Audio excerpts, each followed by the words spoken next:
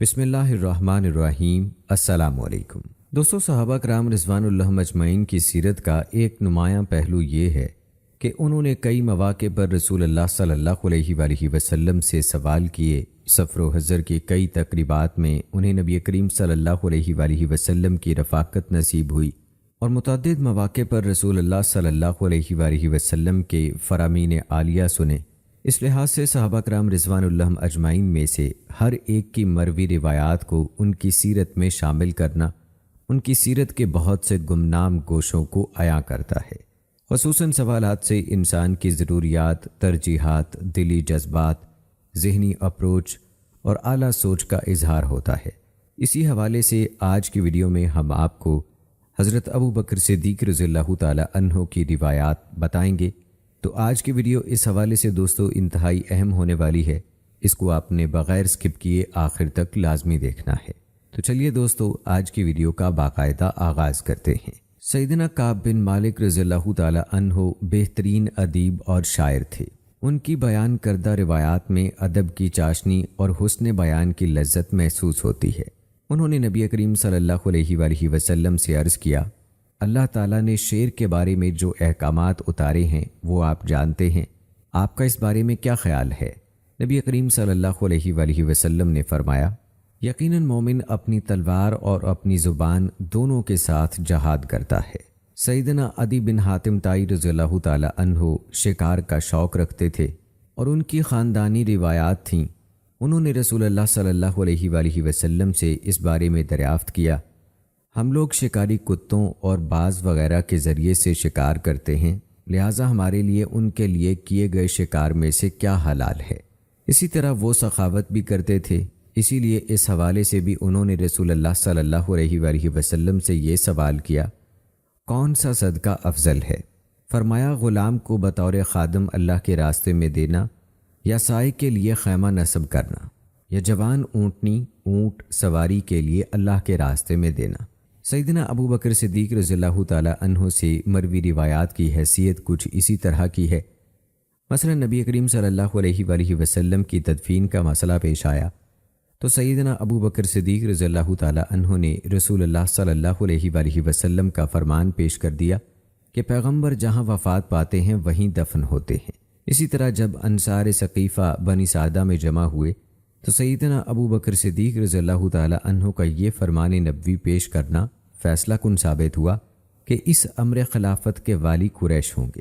یہ فرمان سیدنا ابو بکر صدیق رضی اللہ تعالی عنہ نے سیدنا سعد بن عبادہ رضی اللہ تعالی عنہ کی موجودگی میں رسول اللہ صلی اللہ علیہ وآلہ وسلم سے سنا تھا۔ اسی طرح وراثت نبوی کا مسئلہ پیش آیا تو آپ رضی اللہ تعالی عنہ نے رسول اللہ صلی اللہ علیہ وآلہ وسلم کا یہ فرمان سنا دیا کہ ہم انبیاء جو چھوڑ جائیں وہ صدقہ ہوتا ہے، ہماری وراثت تقسیم نہیں ہوتی۔ اسی طرح اور بہت سے اہم مواقع پر آپ رضی اللہ تعالی عنہ کے روایت کردہ فرامین نبویہ فیصلہ کن ثابت ہوئے۔ اس کی وجہ یہ ہے کہ سیدنا ابو بکر صدیق رضی اللہ تعالی عنہ کو نبی کریم صلی اللہ علیہ وآلہ وسلم کی عمر بھر کی رفاقت نصیب ہوئی۔ یہ سب فرامین نبویہ سیدنا ابو بکر صدیق رضی اللہ تعالی عنہ کی اہمیت اور حیثیت کو واضح کرتے ہیں۔ اسی طرح کسی صحابی کی مرویات بیان کرنے کا ایک فائدہ یہ بھی ہوتا ہے کہ صحابہ کرام رضوان اللہ اجمعین میں سے ان کے تلامذہ کا اندازہ ہوتا ہے۔ اس لحاظ سے سیدنا ابو بکر صدیق رضی اللہ تعالی عنہ سے روایت بیان کرنے والے صحابہ کرام کی تعداد کم و بیش 25 ہے۔ ان میں سے چند صحابہ کرام کے نام آپ کو بتاتے ہیں، سیدنا عمر، سیدنا عثمان، سیدنا علی، سیدنا طلحہ ابن عمر ابن عباس، حضرت انس، حضرت حذیفہ، ام المومنین سیدہ عائشہ صدیقہ رضی اللہ تعالی عنہا، زید بن ثابت رضی اللہ تعالی عنہ، برا بن عازب، ابو برزہ اسلمی، مسعور بن مخزمہ رضی اللہ تعالی عنہ اور دیگر صحابہ کرام رضوان اللہ اجمعین۔ وہ صحابی جن کے تلامذہ کی فہرست میں صحابہ کی اکثریت شامل ہے وہ بھی سیدنا ابو بکر صدیق رضی اللہ تعالی عنہ ہی ہیں، اگرچہ آپ رضی اللہ تعالی عنہ نبی کریم صلی اللہ علیہ وآلہ وسلم کے بعد زیادہ عرصہ دنیا میں نہیں رہے۔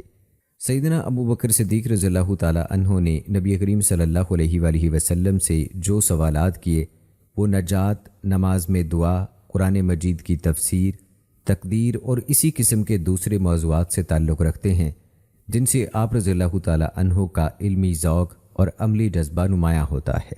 سیدنا ابو بکر صدیق رضی اللہ تعالیٰ عنہ سے مروی ان روایات کو مسند احمد، مسند ابی یعلا، موصلی مسند ابی بکر، مسند الحمیدی، مسند الجامع اور تحفۃ الاشراف سے لیا گیا ہے، اور صحیح اور ضعیف تمام روایات جمع کی گئی ہیں، اور ان کی تحقیق و تخریج اختصار کے ساتھ دی گئی ہے، کیونکہ کسی روایت کے ضعیف ہونے کا پتہ چل جائے تو یہ بھی علم ہے۔ تو اس لیے آج کی ویڈیو میں ہم کوشش کریں گے کہ آپ کو زیادہ سے زیادہ روایات کے بارے میں بتا سکیں۔ سیدنا ابو بکر صدیق رضی اللہ تعالیٰ عنہ ایک روز خطبہ دینے کے لیے کھڑے ہوئے اور اللہ تعالیٰ کی حمد و ثنا بیان کی۔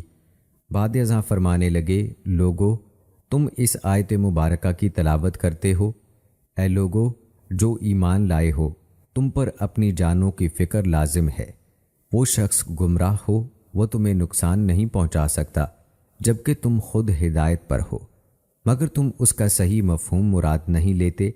یقیناً ہم نے رسول اللہ صلی اللہ علیہ وآلہ وسلم کی زبانی یہ فرمان سنا ہے، یقیناً لوگ جب منکرات دیکھیں مگر ان میں مثبت تبدیلی لانے کی کوشش نہ کریں تو قریب ہے کہ اللہ تعالیٰ ان سب کو عذاب سے دوچار کر دے۔ راوی حدیث قیس رحمہ اللہ کہتے ہیں کہ میں نے سیدنا ابو بکر صدیق رضی اللہ تعالیٰ عنہ کو یہ فرماتے ہوئے سنا، اے لوگو اپنے آپ کو جھوٹ سے بچاؤ کیونکہ جھوٹ ایمان کو ختم کر دیتا ہے۔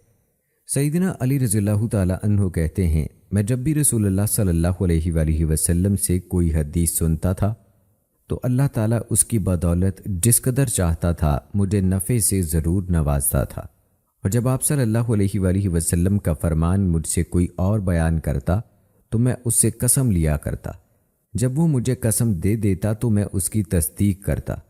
مجھ سے سیدنا ابو بکر صدیق رضی اللہ تعالیٰ عنہ نے حدیث بیان کی، اور یقیناً انہوں نے سچ فرمایا کہ انہوں نے رسول اللہ صلی اللہ علیہ وآلہ وسلم سے یہ فرمان سنا ہے، کوئی بھی شخص گناہ کر بیٹھے تو اس کے بعد اچھا وضو کرے، کہتے ہیں کہ اور نماز پڑھے، جبکہ سفیان دوسرے راوی حدیث کہتے ہیں کہ پھر 2 رکعتیں پڑھے، پھر اللہ تعالیٰ سے بخشش طلب کرے تو اللہ تعالیٰ اسے ضرور بخش دیتا ہے۔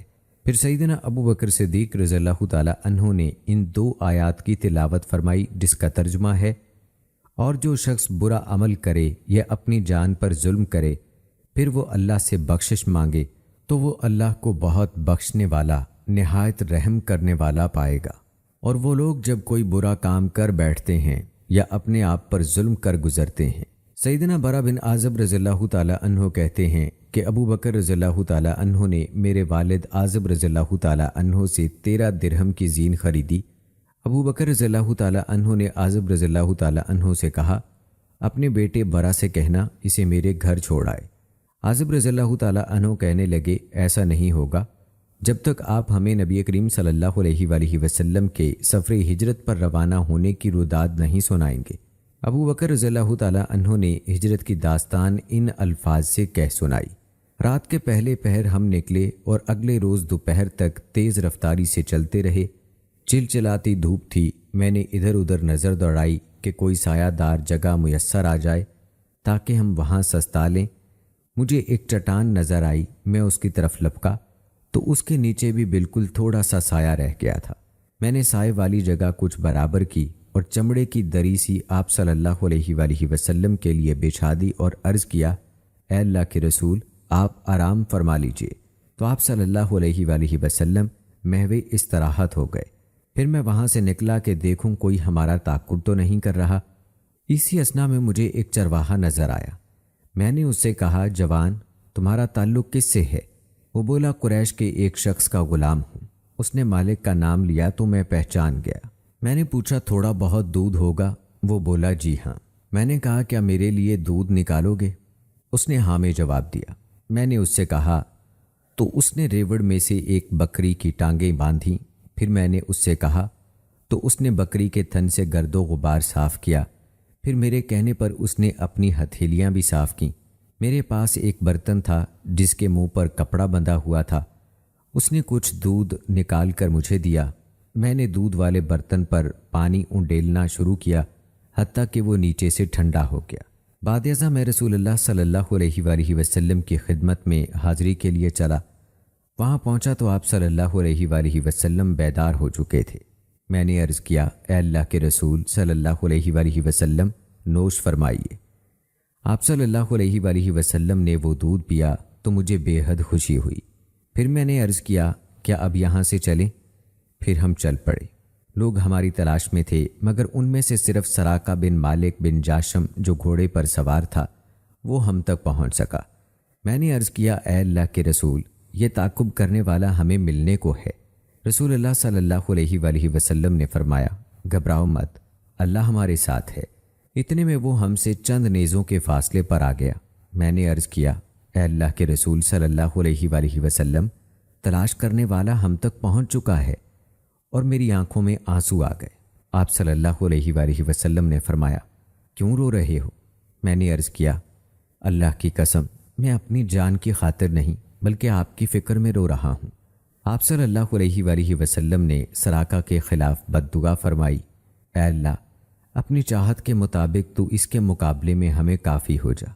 اسی وقت سراقہ کے گھوڑے کی ٹانگیں پیٹ تک زمین میں دھنس گئی اور سراقہ اس سے گر پڑا اور بولا، اے محمد، مجھے یقین ہے کہ یہ آپ ہی کا کام ہے۔ آپ اللہ سے دعا کریں کہ وہ مجھے اس آزمائش سے ایک دفعہ نکالے۔ اللہ کی قسم، میں اس کے نتیجے میں آپ کے تعاقب میں اپنے پیچھے آنے والوں کو کسی اور راستے پر ڈال دوں گا۔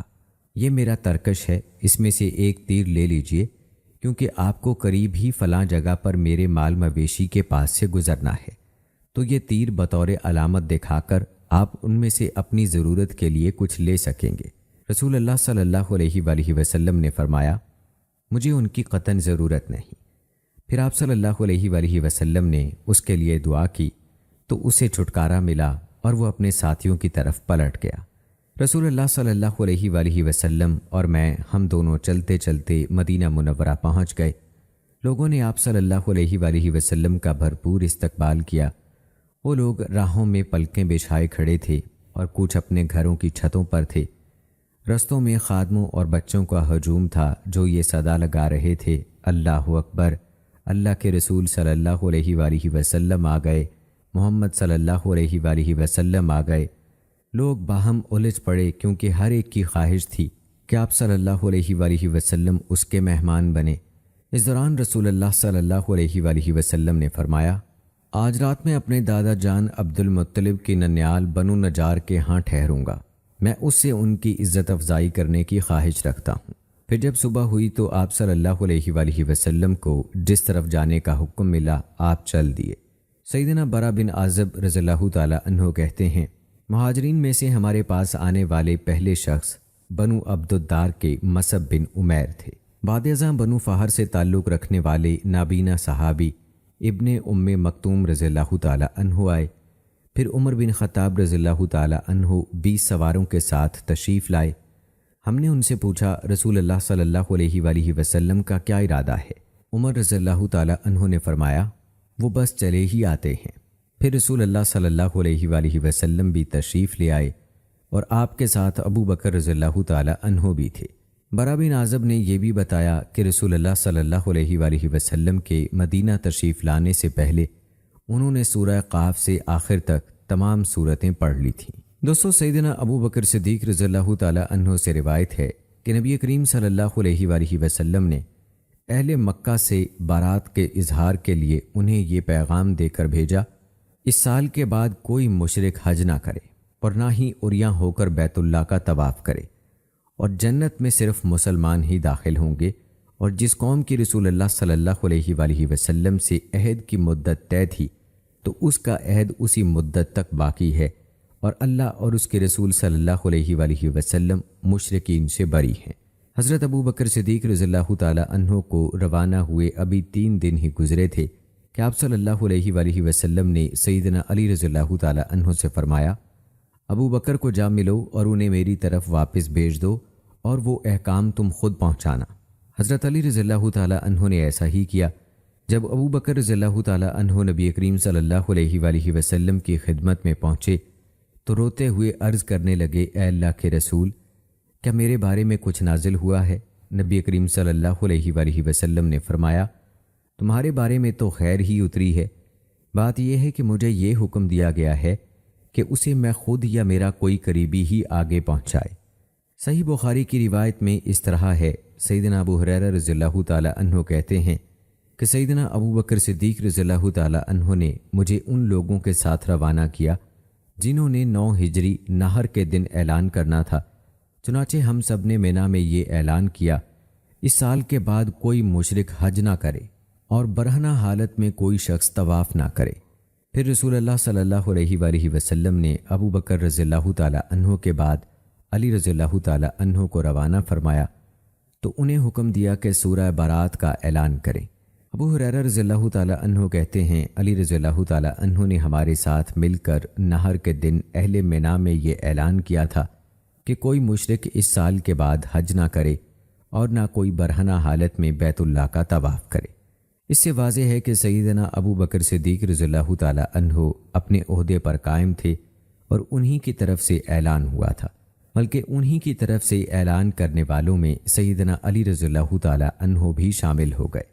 دوستو، اوس بن اسماعیل بجلی رحمہ اللہ کہتے ہیں کہ سیدنا ابو بکر صدیق رضی اللہ تعالی عنہ نے ہمیں خطبہ دیا تو فرمایا، رسول اللہ صلی اللہ علیہ وآلہ وسلم بھی گزشتہ سال اسی جگہ کھڑے ہوئے تھے۔ یہ فرما کر ابو بکر صدیق رضی اللہ تعالی عنہ کی آنکھوں سے آنسوؤں کی جھڑی لگ گئی۔ پھر فرمایا، اللہ سے عافیت کا سوال کیا کرو، اور آپ صلی اللہ علیہ وآلہ وسلم نے فرمایا تھا، ایمان و یقین کے بعد کسی شخص کو عافیت سے بڑھ کر کوئی نعمت نہیں ملی، اور کفر کے بعد شک سے بڑھ کر کوئی خطرناک چیز نہیں۔ صدق و صفا کا اہتمام کیا کرو، اس سے نیکی حاصل ہوتی ہے، اور سچائی اور نیکی دونوں جنت میں داخلے کا باعث ہیں۔ اور جھوٹ سے مکمل اجتناب کرو، کیونکہ اس سے فسق و فجور کی راہیں کھلتی ہیں، اور جھوٹ اور فسق و فجور جہنم میں جانے کا باعث ہیں۔ تم آپس میں حسد نہ کیا کرو، نہ آپس میں بغض رکھا کرو، نہ باہمی قطع تعلقی کیا کرو، نہ ایک دوسرے سے پہلو تہی کیا کرو، اور آپس میں بالکل اسی طرح بھائی بھائی بن جاؤ جیسے اللہ نے تمہیں حکم دیا ہے۔ آپ نے یہ خطبہ اس وقت دیا تھا جب آپ کو خلیفہ بنایا گیا تھا۔ رفاع بن رافع کہتے ہیں کہ میں نے منبر رسول پر سیدنا ابو بکر صدیق رضی اللہ تعالی عنہ کو یہ فرماتے ہوئے سنا کہ میں نے رسول اللہ صلی اللہ علیہ وآلہ وسلم سے یہ سنا تھا، یہ کہنا تھا کہ ابو بکر صدیق رضی اللہ تعالی عنہ رسول اللہ صلی اللہ علیہ وآلہ وسلم کی یاد میں رونے لگ گئے۔ یہ کیفیت دور ہوئی تو دوبارہ کہنے لگے، میں نے رسول اللہ صلی اللہ علیہ وآلہ وسلم سے گرمی کے موسم میں گزشتہ سال یہ فرمان سنا تھا، اللہ سے معافی، خیریت اور تندرستی اور دنیا و آخرت میں یقین کی دولت کا سوال کرتے رہا کرو۔ سیدنا ابو ہریرہ رضی اللہ تعالی عنہ کہتے ہیں کہ میں نے منبر نبوی پر سیدنا ابو بکر رضی اللہ تعالی عنہ کے یہ الفاظ سنے، میں نے رسول اللہ صلی اللہ علیہ وآلہ وسلم سے گزشتہ سال اسی دن یہ سنا تھا۔ یہ کہنا تھا کہ ابو بکر رضی اللہ تعالی عنہ کی آنکھیں بھیگ گئیں اور آپ رونے لگے۔ پھر فرمانے لگے، میں نے رسول اللہ صلی اللہ علیہ وآلہ وسلم سے سنا ہے، آپ صلی اللہ علیہ وآلہ وسلم فرما رہے تھے، کلمہ اخلاص لا الہ الا اللہ کے بعد عافیت جیسی کوئی چیز تمہیں عطا نہیں ہوئی، لہٰذا اللہ تعالیٰ سے عافیت کا سوال کیا کرو۔ سیدنا ابو بکر صدیق رضی اللہ تعالی عنہ سے روایت ہے کہ نبی کریم صلی اللہ علیہ وآلہ وسلم نے فرمایا، مسواک منہ کی صفائی اور رب تعالیٰ کی رضا کا باعث ہے۔ سیدنا ابو بکر صدیق رضی اللہ تعالی عنہ روایت کرتے ہیں کہ انہوں نے رسول اللہ صلی اللہ علیہ وآلہ وسلم سے عرض کیا، مجھے کوئی دعا سکھائیے تاکہ میں وہ دعا اپنی نماز میں مانگا کروں۔ آپ صلی اللہ علیہ وآلہ وسلم نے فرمایا، یہ کہو، اے اللہ، یقیناً میں نے گناہ کر کے اپنے آپ پر بہت ظلم کیے ہیں، اور گناہوں کو بخشنے والا تو ہی ہے، لہٰذا اپنی طرف سے مجھے بخشش سے نواز اور مجھ پر رحم فرما، یقیناً تو ہی بہت بخشنے والا اور انتہائی رحم کرنے والا ہے۔ سیدہ عائشہ صدیقہ رضی اللہ تعالی عنہا کہتی ہیں کہ سیدہ فاطمہ رضی اللہ تعالی عنہا اور سیدنا عباس رضی اللہ تعالی عنہ رسول اللہ صلی اللہ علیہ وآلہ وسلم کی وراثت میں سے اپنے اپنے حصے کی طلب میں سیدنا ابو بکر صدیق رضی اللہ تعالی عنہ کے پاس آئے۔ وہ اس وقت فدق میں موجود آپ صلی اللہ علیہ وآلہ وسلم کی زمین اور خیبر سے حاصل ہونے والا آپ صلی اللہ علیہ وآلہ وسلم کا حصہ لینا چاہتے تھے۔ ابو بکر صدیق رضی اللہ تعالی عنہ نے فرمایا، میں نے رسول اللہ صلی اللہ علیہ وآلہ وسلم کو یہ فرماتے ہوئے سنا ہے، ہماری یعنی انبیاء کرام علیہ السلام کی وراثت ورثاء میں تقسیم نہیں ہوتی، ہم جو چھوڑ جائیں وہ صدقہ ہوتا ہے۔ محمد صلی اللہ علیہ وآلہ وسلم کے گھر والے اس مال سے بس کھانے پینے کے لیے لیتے ہیں۔ اللہ کی قسم، یقیناً کسی بھی معاملے میں میں نے رسول اللہ صلی اللہ علیہ وآلہ وسلم کو جو طرز عمل اختیار کرتے دیکھا، میں بھی بعینہ وہی صورت اختیار کروں گا۔ ایک روایت میں یہ اضافہ ہے کہ جب سیدہ فاطمہ الزہرا رضی اللہ تعالی عنہا کو سیدنا ابو بکر صدیق رضی اللہ تعالی عنہ نے جواب دیا تو فاطمہ رضی اللہ تعالی عنہا ناراض ہو گئیں اور تادم زیست ابو بکر صدیق رضی اللہ تعالی عنہ سے بات چیت بھی چھوڑ دی، جبکہ فاطمہ رضی اللہ تعالی عنہا نبی کریم صلی اللہ علیہ وآلہ وسلم کے بعد 6 ماہ باقید حیات رہیں۔ تو دوستو، آپ کو بتاتے چلیں کہ یہ روایت ضعیف ہے۔ اس روایت میں یہ اضافہ بھی ہے کہ مدینہ منورہ میں جو آپ صلی اللہ علیہ وآلہ وسلم کا صدقہ وغیرہ تھا، اسے سیدنا عمر رضی اللہ تعالی عنہ نے سیدنا علی اور سیدنا عباس رضی اللہ تعالی عنہ کے حوالے کر دیا تھا، مگر سیدنا علی رضی اللہ تعالی عنہ اس پر غالب آ گئے۔ ہاں، خیبر اور فدق کی زمین اور باغ عمر رضی اللہ تعالی عنہ نے ان کے حوالے نہ کیا اور کہنے لگے، یہ دونوں رسول اللہ صلی اللہ علیہ وآلہ وسلم کا صدقہ ہیں، یہ دونوں آپ صلی اللہ علیہ وآلہ وسلم کی پیش آمدہ ضروریات اور اخراجات کے لیے تھے، ان کا معاملہ اسی کے سپرد ہوگا جو خلیفہ ہوگا۔ راوی کہتے ہیں خیبر اور فدق آج بھی اسی طرح ہیں۔ ایک روایت میں صدیق اکبر رضی اللہ تعالی عنہ کا یہ فرمان بھی موجود ہے، اس ذات کی قسم جس کے ہاتھ میں میری جان ہے، میں اپنے عزیزوں سے صلہ رحمی کروں، اس سے مجھے کہیں زیادہ عزیز ہے کہ میں رسول اللہ صلی اللہ علیہ وآلہ وسلم کے عزیز و اقارب سے صلہ رحمی کروں۔ ہاں، میرے اور تمہارے درمیان ان مالوں کی وجہ سے جو شکر رنجی ہوئی ہے، تو میں ان مالوں کے بارے میں حق سے روگردانی نہیں کر سکتا، اور میں نے ان کے بارے میں رسول اللہ صلی اللہ علیہ وآلہ وسلم کو جیسے کرتے دیکھا ہے، میں اسی صورت پر کاربند رہوں گا۔ سیدنا انس رضی اللہ تعالی عنہ سے روایت ہے کہ ابو بکر صدیق رضی اللہ تعالی عنہ نے انہیں بتایا کہ جب نبی کریم صلی اللہ علیہ وآلہ وسلم یا یہ کہا کہ ہم غار میں تھے، تو میں نے آپ صلی اللہ علیہ وآلہ وسلم سے عرض کیا، ان یعنی پیچھا کرنے والوں میں سے اگر کوئی اپنے قدموں کو دیکھے تو ہم تو اسے نظر آ جائیں گے۔ رسول اللہ صلی اللہ علیہ وآلہ وسلم نے فرمایا، ابو بکر، ان دو کے بارے میں تیرا کیا خیال ہے جن کے ساتھ تیسرا اللہ ہو؟ دوستو، سیدنا ابو بکر صدیق رضی اللہ تعالی عنہ کہتے ہیں کہ رسول اللہ صلی اللہ علیہ وآلہ وسلم نے فرمایا، جنت میں کوئی بخیل جائے گا نہ دھوکے باز، نہ خائن اور نہ غلاموں سے برا سلوک کرنے والا۔ پہلے پہل جنت کا دروازہ ایسے غلام کھٹکھٹائیں گے جو اللہ کے اور اپنے درمیان عہد کو اچھے طریقے سے نبھانے کے ساتھ ساتھ اپنے مالکوں سے کیے ہوئے عہد کو بھی بحسن خوبی نبھاتے ہیں۔ سیدنا عامر بن واصلہ رضی اللہ تعالی عنہ روایت کرتے ہیں کہ رسول اللہ صلی اللہ علیہ وآلہ وسلم کی وفات کے بعد سیدہ فاطمہ رضی اللہ تعالی عنہ نے ابو بکر صدیق رضی اللہ تعالی عنہ کی طرف یہ پیغام بھیجا، رسول اللہ صلی اللہ علیہ وآلہ وسلم کے وارث آپ ہیں یا اہل بیت؟ ابو بکر صدیق رضی اللہ تعالی عنہ نے فرمایا، میں نہیں ہوں بلکہ اہل بیت ہی آپ صلی اللہ علیہ وآلہ وسلم کے وارث ہیں۔ وہ کہنے لگیں، تو پھر رسول اللہ صلی اللہ علیہ وآلہ وسلم کی طرف سے ہمیں ملنے والا حصہ کہاں گیا؟ ابو بکر صدیق رضی اللہ تعالی عنہ نے فرمایا، میں نے رسول اللہ صلی اللہ علیہ وآلہ وسلم سے یہ حدیث سنی ہے، یقیناً جب اللہ عز و جل اپنے کسی پیغمبر کو مال و متاع سے نوازتا ہے تو اس پیغمبر کی وفات کے بعد اس کے مال و متاع کو اس کے لیے مقرر فرما دیتا ہے جو پیغمبر کا جانشین ہوتا ہے۔ لہٰذا میری رائے یہ ہے کہ میں اسے مسلمانوں کے حوالے کر دوں۔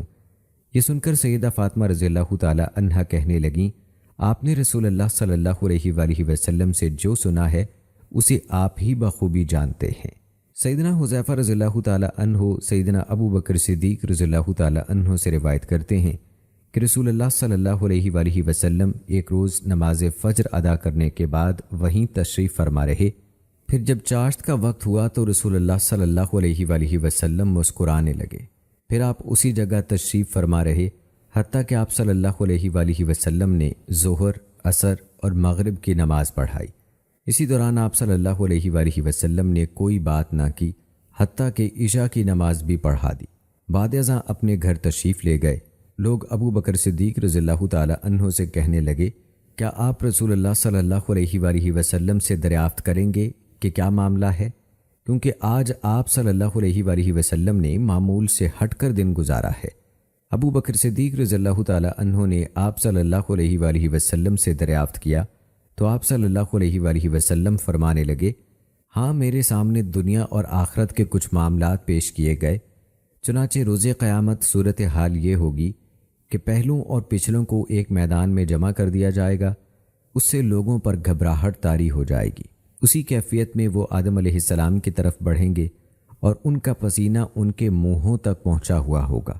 وہ آدم علیہ السلام سے عرض کریں گے، اے آدم، آپ ابو البشر ہیں، اللہ عز و جل نے آپ کو چنا، لہٰذا رب تعالیٰ کے حضور ہماری سفارش کریں۔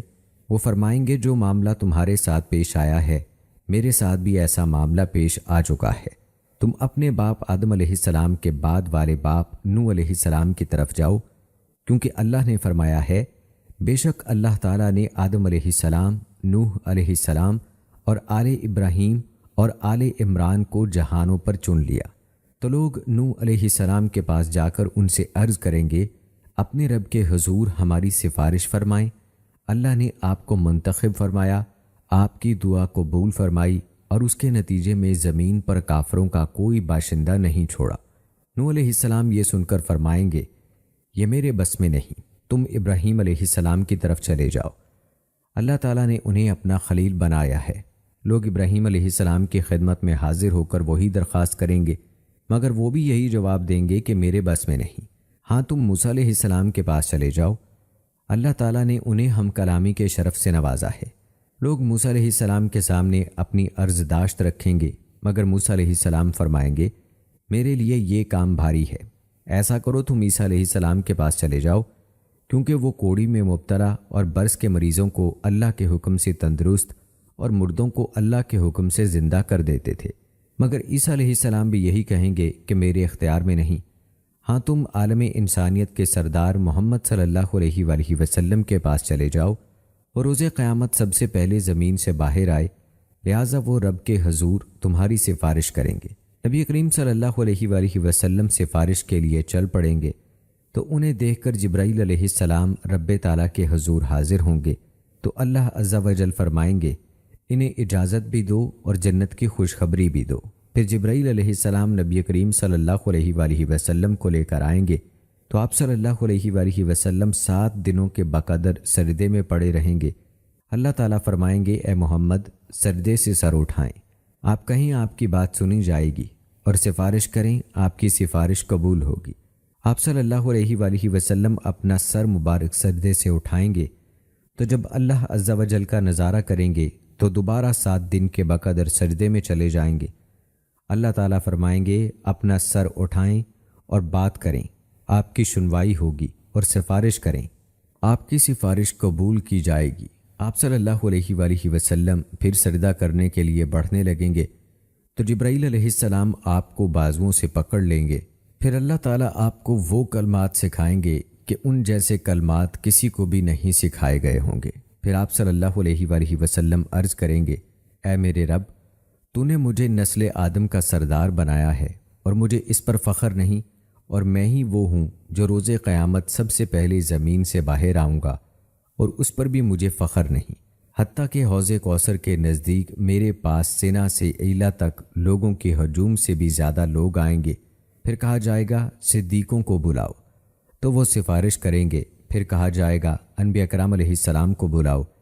ایک پیغمبر آئیں گے تو ان کے ساتھ بڑی جماعت ہوگی، ایک نبی آئیں گے تو ان کے ساتھ صرف 5-6 لوگ ہوں گے، اور ایک پیغمبر آئیں گے مگر ان کے ساتھ کوئی نہ ہوگا۔ پھر کہا جائے گا، شہداء کو بلاؤ۔ شہداء جس کے لیے چاہیں گے سفارش کریں گے۔ شہداء جب اس کام سے فارغ ہوں گے تو اللہ تعالیٰ فرمائیں گے، میں سب سے زیادہ رحم کرنے والا ہوں، جس نے بھی میرے ساتھ کسی کو شریک نہیں ٹھہرایا اسے جنت میں داخل کر دو، تو وہ جنت میں داخل ہو جائیں گے۔ پھر اللہ عز و جل فرمائیں گے، جہنم میں دیکھو، وہاں تمہیں کوئی ایسا شخص ملا، نظر آیا جس نے کبھی کوئی اچھا کام کیا ہو؟ وہ جہنم میں ایک ایسے شخص کو پالیں گے، اللہ عز و جل اس سے فرمائے گا، کیا تو نے کبھی کوئی اچھا کام کیا ہے؟ وہ جواب دے گا، نہیں۔ اتنا ضرور ہے کہ میں خرید و فروخت میں لوگوں کے ساتھ نرمی کیا کرتا تھا۔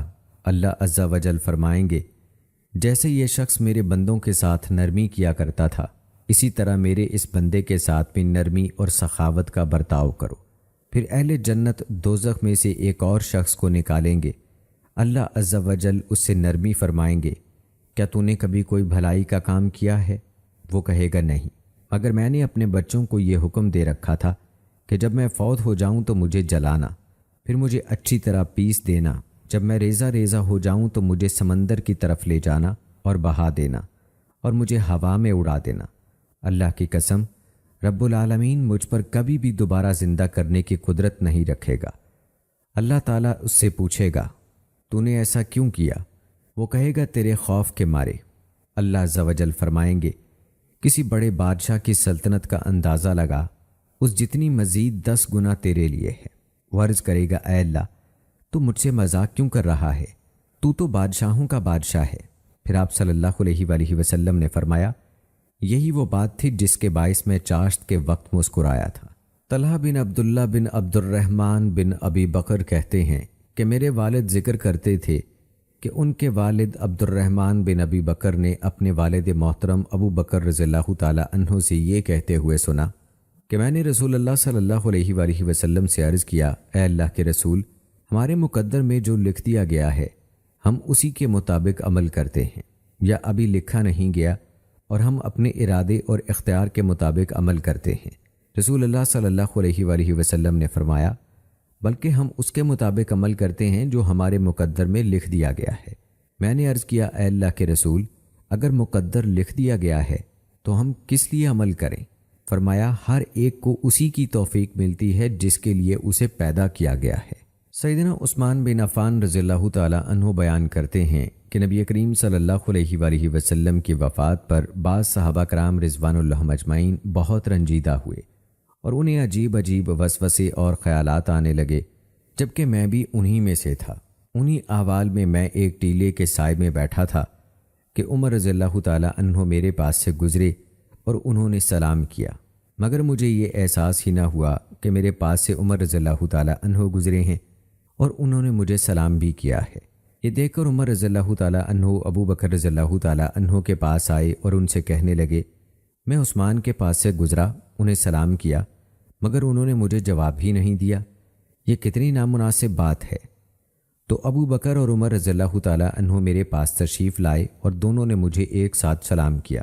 پھر ابو بکر رضی اللہ تعالی عنہ فرمانے لگے، آپ کے بھائی عمر میرے پاس آئے تھے، انہوں نے مجھے بتایا کہ آپ کے پاس سے گزرتے ہوئے انہوں نے سلام کیا تھا، مگر آپ نے انہیں سلام کا جواب نہیں دیا، اس کا کیا سبب ہے؟ میں نے کہا، میں نے تو ایسا کیا ہی نہیں۔ عمر رضی اللہ تعالی عنہ کہنے لگے، اللہ کی قسم کیوں نہیں، آپ نے ایسا ہی کیا ہے۔ امویو، آپ لوگوں کے مزاج ہی اس قسم کے ہیں۔ میں نے کہا، اللہ کی قسم مجھے تو پتہ ہی نہیں کہ آپ میرے پاس سے گزرے ہیں یا آپ نے مجھے سلام کیا ہے۔ ابو بکر صدیق رضی اللہ تعالی عنہ کہنے لگے، عثمان سچ کہہ رہے ہیں، ممکن ہے عثمان کی توجہ کسی اور طرف ہو۔ میں نے کہا، ایسا ہی تھا۔ ابو بکر صدیق رضی اللہ تعالی عنہ کہنے لگے، آپ کیا سوچ رہے تھے؟ میں نے کہا، اللہ عز و جل کے حکم سے نبی کریم صلی اللہ علیہ وآلہ وسلم اس سے پہلے ہی وفات پا گئے ہیں کہ ہم ان سے پوچھ سکیں کہ نجات اور کامیابی کس چیز میں ہے۔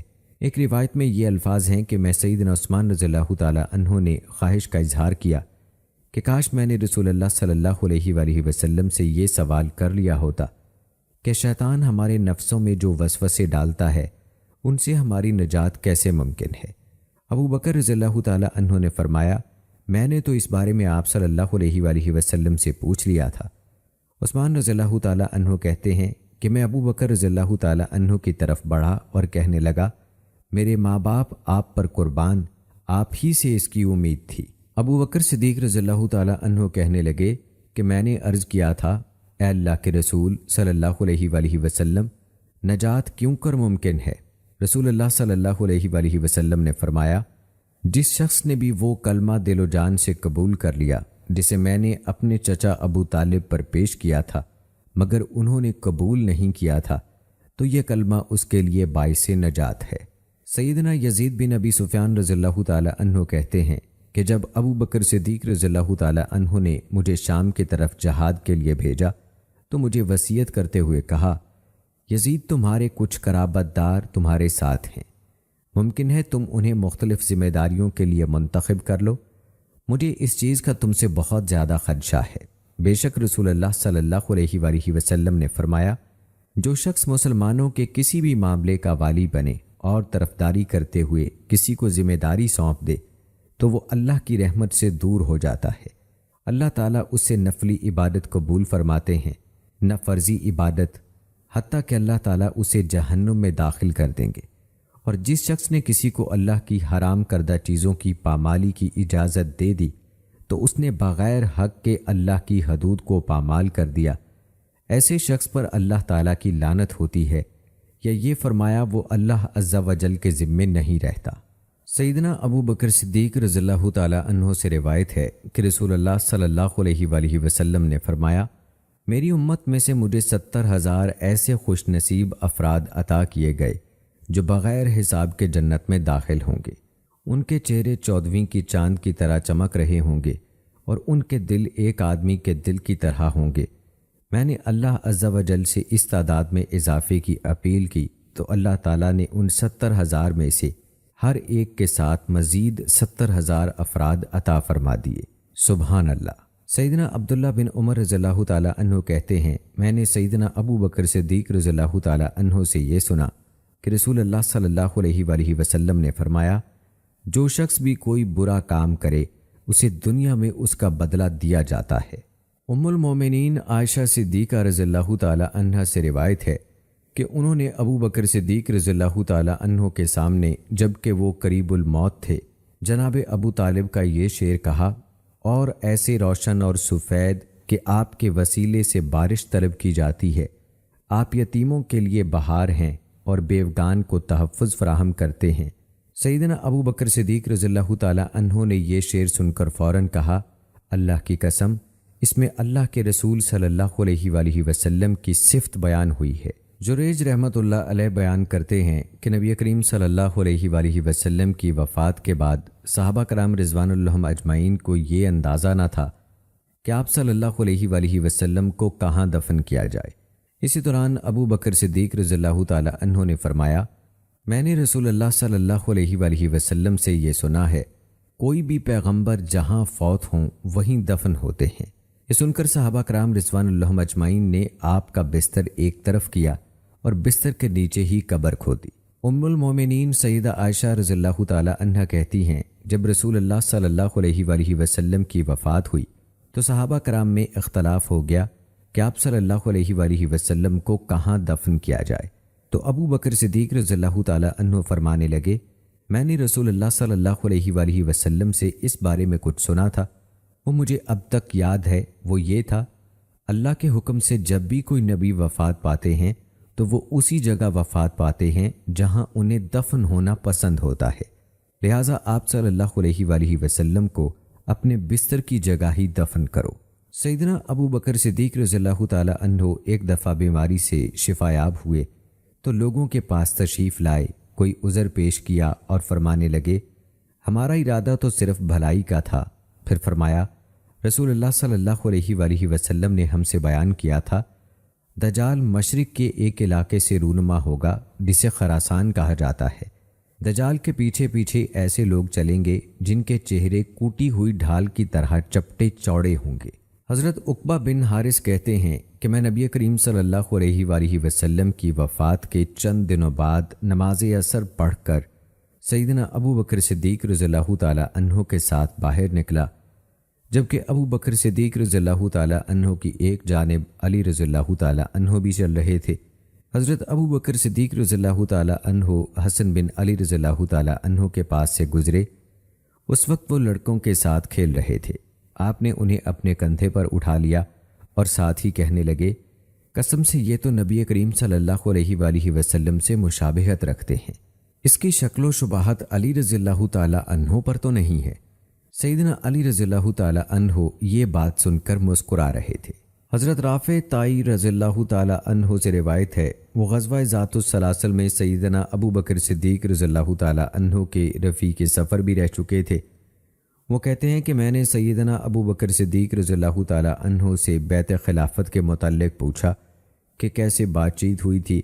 انہوں نے اپنے الفاظ میں انصار کی گفتگو، اپنے جذبات اور سیدنا عمر رضی اللہ تعالیٰ عنہ نے اس موقع پر جو بات چیت کی تھی سب کہہ سنائی، اور عمر رضی اللہ تعالیٰ عنہ نے ان کی امامت کے متعلق مرض الوفات میں کہے گئے رسول اللہ صلی اللہ علیہ وآلہ وسلم کے فرامین بھی یاد دلائے۔ یہ سناتے ہوئے سیدنا ابو بکر صدیق رضی اللہ تعالیٰ عنہ کہنے لگے، صحابہ کرام نے میری بیعت کر لی اور ان کی طرف سے میں نے قبول کر لی۔ مجھے خدشہ لاحق تھا کہ کوئی فتنہ نہ کھڑا ہو جائے، مبادا لوگ ارتداد کا شکار ہو جائیں۔ دوستو، وحش بن حرب رضی اللہ تعالیٰ عنہ کہتے ہیں کہ سیدنا ابو بکر صدیق رضی اللہ تعالیٰ عنہ نے مرتدین کے خلاف جنگ کے لیے سیدنا خالد بن ولید رضی اللہ تعالیٰ عنہ کا لشکر تیار کر کے روانہ کیا اور کہنے لگے، میں نے رسول اللہ صلی اللہ علیہ وآلہ وسلم سے یہ سنا ہے، خالد بن ولید رضی اللہ تعالیٰ عنہ اللہ کا کتنا اچھا بندہ اور قبیلے کا کتنا اچھا فرد ہے، اور یہ اللہ کی تلواروں میں سے ایک تلوار ہے جسے اللہ عز و جل نے کافروں اور منافقوں پر سونتا ہے۔ سیدہ عائشہ رضی اللہ تعالیٰ عنہ کہتی ہیں کہ جب سیدنا ابو بکر صدیق رضی اللہ تعالیٰ عنہ قریب الوفات تھے، پوچھنے لگے، یہ کون سا دن ہے؟ لوگوں نے جواب دیا، پیر کا دن ہے۔ فرمایا، اگر میں آج رات فوت ہو جاؤں تو صبح کا انتظار نہ کرنا۔ میرے نزدیک پسندیدہ دن اور راتیں وہ ہیں جو رسول اللہ صلی اللہ علیہ وآلہ وسلم سے قریب تر ہیں، کیونکہ رسول اللہ صلی اللہ علیہ وآلہ وسلم نے بھی پیر کے دن وفات پائی تھی۔ سیدنا ابو ہریرہ رضی اللہ تعالیٰ عنہ کہتے ہیں کہ ابو بکر رضی اللہ تعالیٰ عنہ نے عرض کیا، اے اللہ کے رسول صلی اللہ علیہ وآلہ وسلم، مجھے کچھ کلمات سکھا دیجئے تاکہ میں صبح شام کے وقت اور جب اپنے بستر پر آؤں تو ان کلمات کو کہہ لیا کروں۔ آپ صلی اللہ علیہ وآلہ وسلم نے فرمایا، کہو، اے اللہ، آسمانوں اور زمین کے پیدا کرنے والے، غیب اور حاضر کے جاننے والے، یا یہ فرمایا، اے اللہ، غیب اور حاضر کو جاننے والے اور آسمانوں اور زمین کے پیدا کرنے والے، ہر چیز کے رب اور مالک، میں گواہی دیتا ہوں کہ تیرے سوا کوئی معبود نہیں۔ میں اپنے نفس کے شر اور شیطان اور اس کے اپنے ساتھ شریک ہو جانے کے شر سے اور اس بات سے کہ میں اپنے نفس کے خلاف گناہ کماؤں یا کسی مسلمان کے ساتھ برائی کا باعث بنوں، پناہ طلب کرتا ہوں۔ سیدنا ابو برزہ اسلمی رضی اللہ تعالیٰ عنہ کہتے ہیں کہ ہم ابو بکر صدیق رضی اللہ تعالیٰ عنہ کے ساتھ ان کے کام پر تھے تو انہوں نے کسی مسلمان شخص کے ساتھ غصے کا اظہار کیا اور آپ کا غصہ بہت شدت اختیار کر گیا۔ میں نے یہ صورتحال دیکھی تو عرض کیا، اے خلیفہ رسول، میں اس کا سر تن سے جدا نہ کر دوں؟ جب میں نے قتل کرنے کی خواہش کا اظہار کیا تو ابو بکر صدیق رضی اللہ تعالیٰ عنہ نے اس غصے والی بات کو چھوڑ دیا اور کسی اور بات کی طرف متوجہ ہو گئے۔ پھر جب ہم ایک دوسرے سے علیحدہ ہو گئے تو ابو بکر صدیق رضی اللہ تعالیٰ عنہ نے کچھ دیر بعد مجھے بلا بھیجا اور مجھ سے کہنے لگے، ابو برزہ، آپ نے کیا بات کہی تھی؟ ابو برزہ کہتے ہیں، میں نے جو بات کہی تھی وہ میں بھول چکا تھا۔ میں نے عرض کیا، آپ مجھے یاد کرا دیں۔ فرمایا، جو آپ نے کہا تھا وہ آپ کو یاد نہیں؟ میں نے کہا، نہیں، اللہ کی قسم۔ آپ نے فرمایا، کیا آپ کے سامنے نہیں؟ جب آپ نے مجھے دیکھا کہ میں ایک شخص سے غصے ہو رہا تھا تو آپ نے کہا تھا کہ اے خلیفہ رسول، میں اس شخص کی گردن مار دیتا ہوں۔ کیا آپ کو یہ یاد نہیں؟ کیا آپ نے ایسا نہیں کہا تھا؟ میں نے کہا، جی ہاں، اللہ کی قسم، اور اگر اب بھی آپ مجھے حکم دیں تو میں ایسا کر گزروں۔ فرمایا، ہلاکت ہو، اللہ کی قسم، محمد کریم صلی اللہ علیہ وآلہ وسلم کے بعد کسی شخص کو یہ مقام حاصل نہیں۔ سیدنا ابو ہریرہ رضی اللہ تعالیٰ عنہ سے روایت ہے کہ رسول اللہ صلی اللہ علیہ وآلہ وسلم نے فرمایا، مجھے حکم دیا گیا ہے کہ میں اس وقت تک لوگوں سے قتال کروں جب تک وہ لا الہ الا اللہ کا اقرار نہ کر لیں، اور جب وہ اس کا اقرار کر لیں تو انہیں اپنے خون اور مال مجھ سے محفوظ کر لیے، سوائے کلمے کے حق کے، اور ان کا حساب اللہ تعالیٰ پر ہے۔ سیدنا ابو ہریرہ رضی اللہ تعالیٰ عنہ کہتے ہیں کہ جب مرتدین کا مسئلہ درپیش آیا تو عمر رضی اللہ تعالیٰ عنہ ابو بکر رضی اللہ تعالیٰ عنہ سے کہنے لگے، آپ ان مرتدین سے قتال کریں گے؟ حالانکہ رسول اللہ صلی اللہ علیہ وآلہ وسلم کے اس بارے میں ارشادات ہیں۔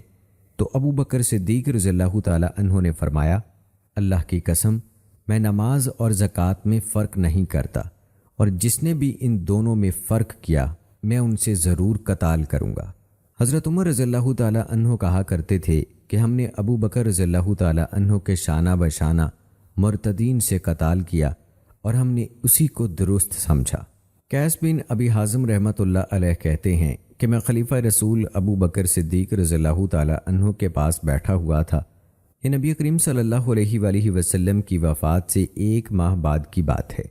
ابو بکر رضی اللہ تعالیٰ عنہ نے لوگوں سے کوئی بات کہی تو یہ اعلان کیا گیا، نماز کے لیے جمع ہو جائیں۔ یہ مسلمانوں کی پہلی نماز تھی جس کے لیے یہ اعلان کیا گیا کہ سب نماز کے لیے جمع ہو جائیں، لہٰذا لوگ جمع ہو گئے۔ آپ رضی اللہ تعالیٰ عنہ ممبر پر جلوہ افروز ہوئے۔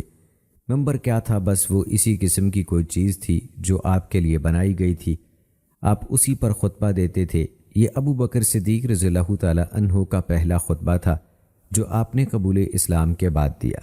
قیس بن ابی حازم کہتے ہیں انہوں نے اللہ تعالیٰ کی حمد و ثنا بیان کی، پھر فرمایا، لوگو میں چاہتا ہوں کہ میری جگہ کوئی اور یہ ذمہ داری نبھائے، اور اگر تم یہ مطالبہ کرو کہ میں نبی کریم صلی اللہ علیہ وآلہ وسلم کے طریقے کے عین مطابق عمل کروں تو میں اس کی طاقت نہیں رکھتا۔ اس کی وجہ یہ ہے کہ آپ صلی اللہ علیہ وآلہ وسلم کو شیطان سے محفوظ رکھا گیا تھا، اور یہ بات بھی ہے کہ آپ صلی اللہ علیہ وآلہ وسلم پر آسمان سے وحی بھی نازل ہوتی تھی۔ سیدنا ابو بکر صدیق رضی اللہ تعالیٰ عنہ سے روایت ہے کہ نبی کریم صلی اللہ علیہ وآلہ وسلم سے دریافت کیا گیا، کون سا حج افضل ہے؟ فرمایا، جس میں بلند آواز سے تلبیہ کہا جائے اور قربانی کے جانوروں کا خون بہایا جائے۔ سیدنا ابو بکر صدیق رضی اللہ تعالیٰ عنہ سے روایت ہے کہ وہ حجۃ الوداع کے موقع پر رسول اللہ صلی اللہ علیہ وآلہ وسلم کی معیت میں روانہ ہوئے۔ حضرت ابو بکر صدیق رضی اللہ تعالیٰ عنہ کے ساتھ ان کی اہلیہ اسماء بنت امیس رضی اللہ تعالیٰ عنہا بھی تھیں۔ جب قافلہ ذوالحلیفہ پہنچا تو اسماء بنت امیس رضی اللہ تعالیٰ عنہا سے محمد بن ابی بکر رضی اللہ تعالیٰ عنہ کی ولادت ہوئی۔ ابو بکر رضی اللہ تعالیٰ عنہ نبی کریم صلی اللہ علیہ وآلہ وسلم کی خدمت میں حاضر ہوئے اور آپ صلی اللہ علیہ وآلہ وسلم کو خبر دی۔ رسول اللہ صلی اللہ علیہ وآلہ وسلم نے ان سے کہا کہ آپ اسماء سے کہیں کہ وہ غسل کرے، پھر حج کا تلبیہ پکارے اور بیت اللہ کے طواف کو چھوڑ کر وہ تمام امور ادا کرے جو حاجی کرتے ہیں۔ سیدنا ابو بکر صدیق رضی اللہ تعالیٰ عنہ سے روایت ہے، وہ کہتے ہیں کہ میں نے نبی کریم صلی اللہ علیہ وآلہ وسلم سے یہ سنا ہے، بے شک اللہ عز و جل نے ایسے جسم پر جنت حرام کر دی ہے جو حرام سے پلا ہو۔ سیدنا ابو بکر صدیق رضی اللہ تعالیٰ عنہ سے روایت ہے کہ نبی کریم صلی اللہ علیہ وآلہ وسلم جب کسی کام کا ارادہ فرماتے تو دعا کرتے، اے اللہ میرا کام بہتر بنا اور میرے لیے خیر ہی کو پسند فرما۔ سیدنا ابو بکر صدیق رضی اللہ تعالیٰ عنہ سے روایت ہے کہ رسول اللہ صلی اللہ علیہ وآلہ وسلم نے فرمایا، جس نے استغفار کیا اس نے گناہوں پر اصرار نہیں کیا، اگرچہ وہ دن میں 70 مرتبہ گناہ کر بیٹھے۔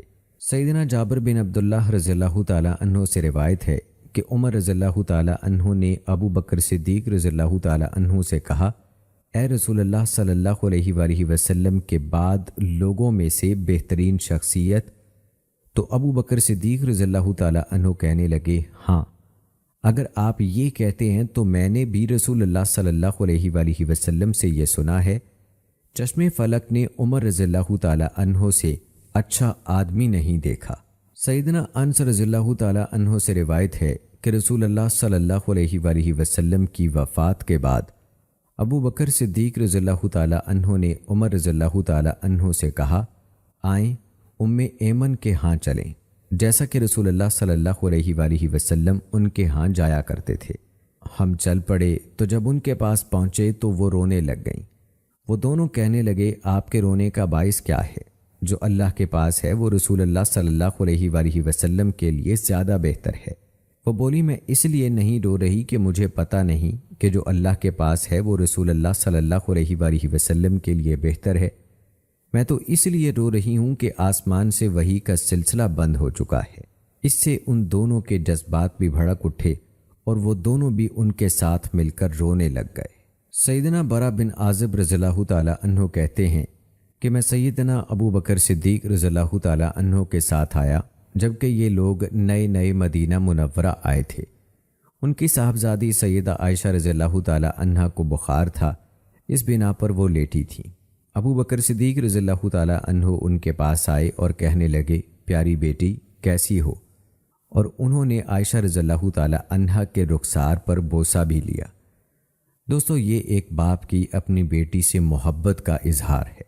سعید بن مسیب رحمۃ اللہ علیہ سے روایت ہے کہ ایک بار رسول اللہ صلی اللہ علیہ وآلہ وسلم صحابہ کرام کے جلووں میں جلوہ افروز تھے۔ اسی دوران ایک شخص نے ابو بکر صدیق رضی اللہ تعالی عنہ کو برا بھلا کہا اور انہیں اذیت پہنچائی، مگر ابو بکر صدیق رضی اللہ تعالی عنہ خاموش رہے۔ اس نے دوبارہ انہیں ایذا رسانی کی، ابو بکر صدیق رضی اللہ تعالی عنہ پھر بھی خاموش رہے۔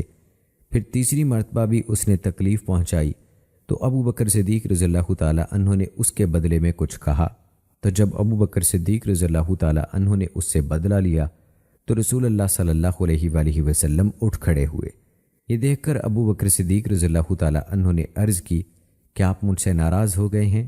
تو رسول اللہ صلی اللہ علیہ وآلہ وسلم نے فرمایا، آسمان سے ایک فرشتہ اتر کر اس بات کی تکذیب کر رہا تھا جو وہ شخص تیرے بارے میں کہہ رہا تھا، تو جب تو نے بدلہ لیا تو شیطان آ دھمکا، جب شیطان آ گیا تو میں نہیں وہاں بیٹھنے کا۔ سیدنا ابو بکر صدیق رضی اللہ تعالی عنہ سے روایت ہے کہ میں نے رسول اللہ صلی اللہ علیہ وآلہ وسلم سے ممبر کی سیڑھیوں پر یہ کہتے ہوئے سنا ہے، آگ سے بچ جاؤ اگرچہ آدھی کھجور دے کر ہی بچو، اتنی کھجور ہی جسم کی بے اعتدالی کو درست کر دیتی ہے، بری موت سے محفوظ رکھتی ہے، اور جس شخص کو بھوک لگی ہو اس کے لیے اسی طرح سود مند ہے جس طرح سیر شدہ شخص کے لیے مفید ہوتی ہے۔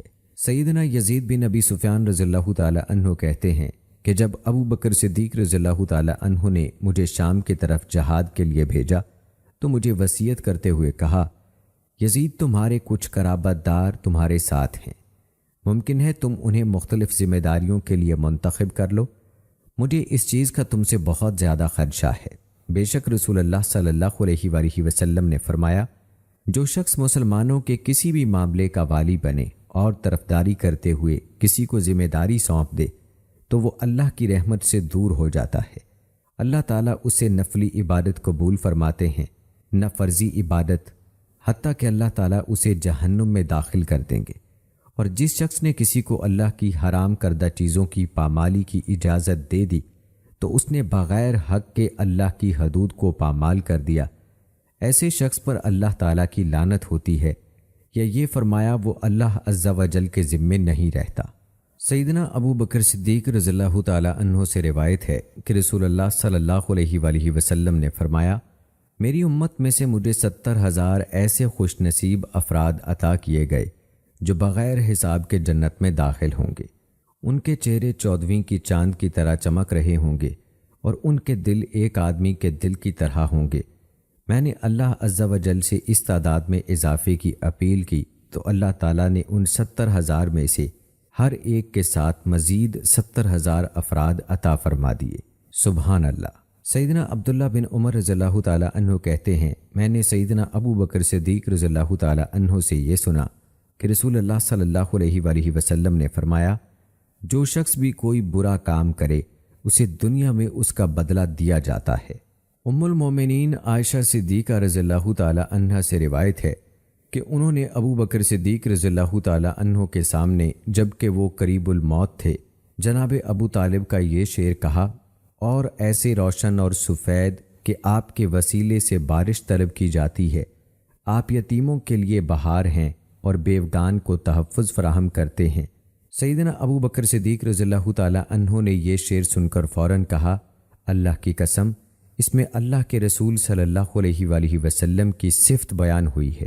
جریج رحمۃ اللہ علیہ بیان کرتے ہیں کہ نبی کریم صلی اللہ علیہ وآلہ وسلم کی وفات کے بعد صحابہ کرام رضوان اللہ اجمعین کو یہ اندازہ نہ تھا کہ آپ صلی اللہ علیہ وآلہ وسلم کو کہاں دفن کیا جائے۔ اسی دوران ابو بکر صدیق رضی اللہ تعالی عنہ نے فرمایا، میں نے رسول اللہ صلی اللہ علیہ وآلہ وسلم سے یہ سنا ہے، کوئی بھی پیغمبر جہاں فوت ہوں وہیں دفن ہوتے ہیں۔ یہ سن کر صحابہ کرام رضوان اللہ اجمعین نے آپ کا بستر ایک طرف کیا اور بستر کے نیچے ہی قبر کھودی۔ المومنین سیدہ عائشہ رضی اللہ تعالی عنہا کہتی ہیں، جب رسول اللہ صلی اللہ علیہ وآلہ وسلم کی وفات ہوئی تو صحابہ کرام میں اختلاف ہو گیا کہ آپ صلی اللہ علیہ وآلہ وسلم کو کہاں دفن کیا جائے۔ تو ابو بکر صدیق رضی اللہ تعالی عنہ فرمانے لگے، میں نے رسول اللہ صلی اللہ علیہ وآلہ وسلم سے اس بارے میں کچھ سنا تھا، وہ مجھے اب تک یاد ہے۔ وہ یہ تھا، اللہ کے حکم سے جب بھی کوئی نبی وفات پاتے ہیں تو وہ اسی جگہ وفات پاتے ہیں جہاں انہیں دفن ہونا پسند ہوتا ہے، لہٰذا آپ صلی اللہ علیہ وآلہ وسلم کو اپنے بستر کی جگہ ہی دفن کرو۔ سیدنا ابو بکر صدیق رضی اللہ تعالی عنہ ایک دفعہ بیماری سے شفایاب ہوئے تو لوگوں کے پاس تشریف لائے، کوئی عذر پیش کیا اور فرمانے لگے، ہمارا ارادہ تو صرف بھلائی کا تھا۔ پھر فرمایا، رسول اللہ صلی اللہ علیہ وآلہ وسلم نے ہم سے بیان کیا تھا، دجال مشرق کے ایک علاقے سے رونما ہوگا جسے خراسان کہا جاتا ہے۔ دجال کے پیچھے پیچھے ایسے لوگ چلیں گے جن کے چہرے کوٹی ہوئی ڈھال کی طرح چپٹے چوڑے ہوں گے۔ حضرت عقبہ بن حارث کہتے ہیں کہ میں نبی کریم صلی اللہ علیہ وآلہ وسلم کی وفات کے چند دنوں بعد نماز عصر پڑھ کر سیدنا ابو بکر صدیق رضی اللہ تعالی عنہ کے ساتھ باہر نکلا، جبکہ ابو بکر صدیق رضی اللہ تعالی عنہ کی ایک جانب علی رضی اللہ تعالی عنہ بھی چل رہے تھے۔ حضرت ابو بکر صدیق رضی اللہ تعالی عنہ حسن بن علی رضی اللہ تعالی عنہ کے پاس سے گزرے۔ اس وقت وہ لڑکوں کے ساتھ کھیل رہے تھے۔ آپ نے انہیں اپنے کندھے پر اٹھا لیا اور ساتھ ہی کہنے لگے، قسم سے یہ تو نبی کریم صلی اللہ علیہ وآلہ وسلم سے مشابہت رکھتے ہیں، اس کی شکل و شباہت علی رضی اللہ تعالی عنہ پر تو نہیں ہے۔ سیدنا علی رضی اللہ تعالی عنہ یہ بات سن کر مسکرا رہے تھے۔ حضرت رافع طائی رضی اللہ تعالی عنہ سے روایت ہے، وہ غزوہ ذات السلاسل میں سیدنا ابو بکر صدیق رضی اللہ تعالی عنہ کے رفیق سفر بھی رہ چکے تھے۔ وہ کہتے ہیں کہ میں نے سیدنا ابو بکر صدیق رضی اللہ تعالی عنہ سے بیعت خلافت کے متعلق پوچھا کہ کیسے بات چیت ہوئی تھی۔ انہوں نے اپنے الفاظ میں انصار کی گفتگو، اپنے جذبات اور سیدنا عمر رضی اللہ تعالی عنہ نے اس موقع پر جو بات چیت کی تھی سب کہہ سنائی، اور عمر رضی اللہ تعالی عنہ نے ان کی امامت کے متعلق مرض الوفات میں کہے گئے رسول اللہ صلی اللہ علیہ وآلہ وسلم کے فرامین بھی یاد دلائے۔ یہ سناتے ہوئے سیدنا ابو بکر صدیق رضی اللہ تعالی عنہ کہنے لگے، صحابہ کرام نے میری بیعت کر لی اور ان کی طرف سے میں نے قبول کر لی۔ مجھے خدشہ لاحق تھا کہ کوئی فتنہ نہ کھڑا ہو جائے، مبادا لوگ ارتداد کا شکار ہو جائیں۔ دوستو، وحش بن حرب رضی اللہ تعالی عنہ کہتے ہیں کہ سیدنا ابو بکر صدیق رضی اللہ تعالی عنہ نے مرتدین کے خلاف جنگ کے لیے سیدنا خالد بن ولید رضی اللہ تعالی عنہ کا لشکر تیار کر کے روانہ کیا اور کہنے لگے، میں نے رسول اللہ صلی اللہ علیہ وآلہ وسلم سے یہ سنا ہے، خالد بن ولید رضی اللہ تعالی عنہ اللہ کا کتنا اچھا بندہ اور قبیلے کا کتنا اچھا فرد ہے، اور یہ اللہ کی تلواروں میں سے ایک تلوار ہے جسے اللہ عز و جل نے کافروں اور منافقوں پر سونتا ہے۔ سیدہ عائشہ رضی اللہ تعالی عنہ کہتی ہیں کہ جب سیدنا ابو بکر صدیق رضی اللہ تعالی عنہ قریب الوفات تھے، پوچھنے لگے، یہ کون سا دن ہے؟ لوگوں نے جواب دیا، پیر کا دن ہے۔ فرمایا، اگر میں آج رات فوت ہو جاؤں تو صبح کا انتظار نہ کرنا، میرے نزدیک پسندیدہ دن اور راتیں وہ ہیں جو رسول اللہ صلی اللہ علیہ وآلہ وسلم سے قریب تر ہیں، کیونکہ رسول اللہ صلی اللہ علیہ وآلہ وسلم نے بھی پیر کے دن وفات پائی تھی۔ سیدنا ابو ہریرہ رضی اللہ تعالی عنہ کہتے ہیں کہ ابو بکر رضی اللہ تعالی عنہ نے عرض کیا، اے اللہ کے رسول صلی اللہ علیہ وآلہ وسلم، مجھے کچھ کلمات سکھا دیجئے تاکہ میں صبح شام کے وقت اور جب اپنے بستر پر آؤں تو ان کلمات کو کہہ لیا کروں۔ آپ صلی اللہ علیہ وآلہ وسلم نے فرمایا، کہو، اے اللہ، آسمانوں اور زمین کے پیدا کرنے والے، غیب اور حاضر کے جاننے والے، یا یہ فرمایا، اے اللہ، غیب اور حاضر کو جاننے والے اور آسمانوں اور زمین کے پیدا کرنے والے، ہر چیز کے رب اور مالک، میں گواہی دیتا ہوں کہ تیرے سوا کوئی معبود نہیں۔ میں اپنے نفس کے شر اور شیطان اور اس کے اپنے ساتھ شریک ہو جانے کے شر سے اور اس بات سے کہ میں اپنے نفس کے خلاف گناہ کماؤں یا کسی مسلمان کے ساتھ برائی کا باعث بنوں، پناہ طلب کرتا ہوں۔ سیدنا انس رضی اللہ تعالی عنہ کہتے ہیں کہ سیدنا ابو بکر صدیق رضی اللہ تعالی عنہ غمگین حالت میں نبی کریم صلی اللہ علیہ وآلہ وسلم کی خدمت میں حاضر ہوئے۔ یہ دیکھ کر نبی کریم صلی اللہ علیہ وآلہ وسلم نے فرمایا، کیا بات ہے، میں تمہیں افسردہ دیکھ رہا ہوں؟ عرض کیا، اے اللہ کے رسول صلی اللہ علیہ وآلہ وسلم، میں گزشتہ رات اپنے چچا کے فلاں بیٹے کے پاس تھا اور وہ موت و حیات کی کشمکش میں تھا۔ فرمایا، تو نے اسے لا الہ الا اللہ کی تلقین کیوں نہ کی؟ عرض کیا، اے اللہ کے رسول صلی اللہ علیہ وآلہ وسلم، میں نے تو اس سے ایسا کہا تھا۔ آپ صلی اللہ علیہ وآلہ وسلم نے پوچھا، تو کیا اس نے یہ کلمہ کہہ دیا تھا؟ عرض کیا، جی ہاں۔ فرمایا، پھر تو اس کے لیے جنت واجب ہو گئی۔ ابو بکر صدیق رضی اللہ تعالیٰ عنہ نے عرض کیا، اے اللہ کے رسول صلی اللہ علیہ وآلہ وسلم، یہ کلمہ زندوں کے حق میں کیسا ہے؟ فرمایا، یہ ان کے گناہوں کو بالکل ملیا میٹ کر دیتا ہے اور انہیں قلعدم کر دیتا ہے۔ دوستو، یہ تھی ہماری آج کی ویڈیو۔ امید ہے کہ ہماری آج کی یہ ویڈیو آپ کو پسند آئی ہوگی۔ آج کی ویڈیو کے بارے میں اپنی رائے کا اظہار کمنٹ باکس میں لازمی کیجیے گا۔ مجھے اگلی ویڈیو تک اجازت دیں۔ فی امان اللہ۔